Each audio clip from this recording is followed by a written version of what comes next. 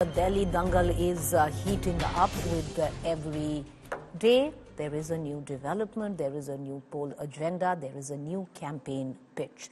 With just weeks to go for voting day, Aam Aadmi Party convener Arvind Kejriwal launched a fresh salvo not just at the BJP but also at the Election Commission, saying they don't trust the poll panel.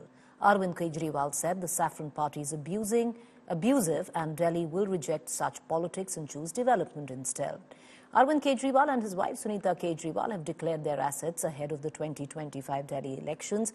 The AAP convener's total net worth is about 1 crore 73 lakhs with movable assets of 2 lakhs 96,000 and immovable assets of 1 crore 70 lakhs, though he owns no house or car.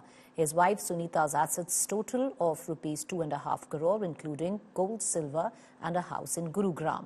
Together, the couple's net worth stands at 4 crores 23 lakhs. Meanwhile, BJP candidate Parvesh Verma has been booked for violating the Model Code of Conduct. Verma has been accused of distributing shoes to voters in his constituency all at the same time, where Parvesh Verma earlier on is being investigated at the behest of the EC, which a complaint was lodged by the Aam Aadmi for allegedly distributing cash. Parvesh Verma on his account have said that he has not violated any model code of conduct. He has not distributed shoes, saris or money. What's going on? Listen in.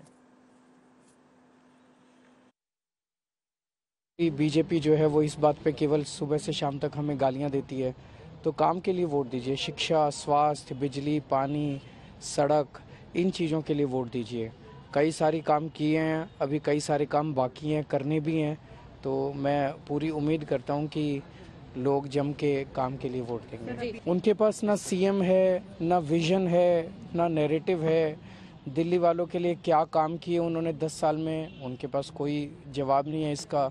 अगले 5 साल वो क्या काम करेंगे, इस बात का भी कोई जवाब नहीं है उनके पास। दिल्ली में प्रचंड बहुमत से आम आदमी पार्टी और अरविंद केजरीवाल जी की सरकार बन रही है। रोहतास नगर से सरिता सिंह जी चुनाव जीतेंगी। आम आदमी पार्टी मुद्दों के ऊपर चुनाव लड़ रही है। जो 2 बड़ी घोषणाएं हमने की है, जिसमें 2100 रुपए महिलाओं को सम्मान राशि और संजीवनी योजना बुजुर्गों के लिए, इसका एक व्यापक असर है।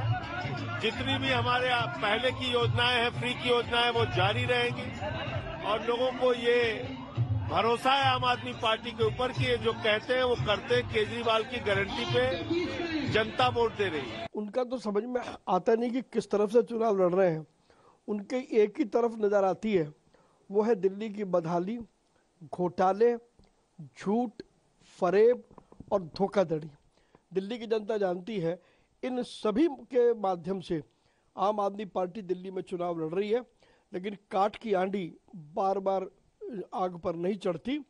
अब दिल्ली की जनता समझ गई है और आने वाले चुनावों में भारतीय जनता पार्टी को प्रचंड बहुमत से दिल्ली की जनता जिताने वाली है।